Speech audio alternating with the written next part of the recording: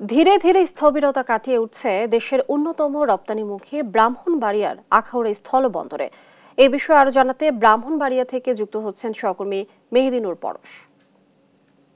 টানা কয়েকদিনের অচল অবস্থা কাটিয়ে আবারও সচল হচ্ছে দেশের অন্যতম রপ্তানিমুখী ব্রাহ্মণবাড়িয়ার আখাউড়া স্থল বন্দরের রপ্তানি বাণিজ্যিক কার্যক্রম। গেলেও কয়েকদিনের কারফিউ এবং চলমান পরিস্থিতির কারণে এ বন্দর দিয়ে আহ, বেশ কয়েকটি পণ্য ছাড়া কিন্তু আর কোনো পণ্য এই বন্দর দিয়ে ভারতে রপ্তানি হয়নি। তবে ধীরে ধীরে এই বন্দরের যে রপ্তানি কার্যক্রম কিন্তু অনেকটা সচল হয়ে উঠছে।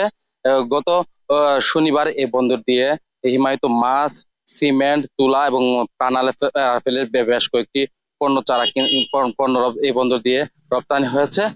আজ যেহেতু রোববার, এই বন্দর দিয়ে যেহেতু ভারতের যে সাপ্তাহিক ছুটি, ফলে এই বন্দরে দিয়ে আজ আজ কোনো ধরনের পণ্য রপ্তানি হবে না বলে জানিয়েছেন এখানকার যে স্থানীয় ব্যবসায়ীরা। আহ, তবে আমি যে একটি তথ্য দিয়ে রাখি, চলমান পরিস্থিতি এবং কারফিউর কারণে এই বন্দর দিয়ে গেল কয়েকদিনে প্রায় 6 কোটি টাকার মতো রপ্তানি পণ্য কার্যক্রম ক্ষতির সম্মুখীন হয়েছে বলে জানিয়েছেন এখানকার ব্যবসায়ীরা। আহ, তারা বলছেন যে ইন্টারনেট পরিষেবা বন্ধের কারণে তারা মিনিমাম পদ্ধতিতে 2-3টি পণ্য ছাড়া কোনো পণ্য ভারতে রপ্তানি করতে পারেনি। এখন যেহেতু ধীরে ধীরে ইন্টারনেট সেবা কার্যক্রম চালু হচ্ছে, ফলে তারা তাদের যে তাদের এই বন্দর দিয়ে যেসব পণ্য রপ্তানি করবে, সেই রপ্তানি কার্যক্রমে তাদের কোনো আর ব্যাঘাত ঘটবে না। তবে আখাউড়া স্থল বন্দরের যে আমদানি রপ্তানিকারক অ্যাসোসিয়েশনের যে সভাপতি হাসিবুল হাসান আমাকে জানিয়েছেন যে ইন্টারনেট সেবা বন্ধের কারণে তারা বন্দর দিয়ে বেশ কয়েকদিন ধরে 2-3টি পণ্য ছাড়া আর কোনো পণ্য তারা রপ্তানি করতে পারেনি।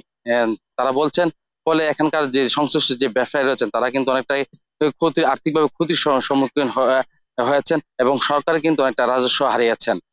তিনি বলছেন, এখন যেহেতু ইন্টারনেট সেবা চালু হয়েছে, এই চালু হওয়াতে তাদের যেসব পণ্য এখন আর তাদের ব্যাঘাত ঘটবে না। আর এই বন্দর দিয়ে প্রতিদিন কিন্তু 2 লাখ মার্কিন ডলারের যে হিমায়িত মাছ, রড, সিমেন্ট, ভোজ্য তেল সহ 15 থেকে 20টি পণ্য কিন্তু ভারতে রপ্তানি করা হয়ে থাকে। তো এই এই বন্দরের যে শুল্ক স্টেশনের যে সহকারী কমিশনার রয়েছেন, তিনি আমাকে আহ, জানিয়েছেন যে বন্দরের যেসব পণ্য আসছে তাতে তাদের রপ্তানিতে তাদের কোনো বাধা নেই। তারা ইন্টারনেট পরিষেবা বন্ধের কারণে তারা এতদিন ম্যানুয়াল পদ্ধতিতে তারা বিল করেছেন। যেহেতু এখন ইন্টারনেট ধীরে ধীরে সচ্ছল হচ্ছে, আহ, তারা এখন অনলাইন বিলিং এর মাধ্যমে তারা পণ্য কিন্তু ভারতে রপ্তানি করছেন। তিনি বলছেন, আস্তে আস্তে এই সমস্যা কাটিয়ে আবার পুনরায় এ বন্দর আগের মতো ফিরে আসবে বলে তিনি আমাকে জানিয়েছেন।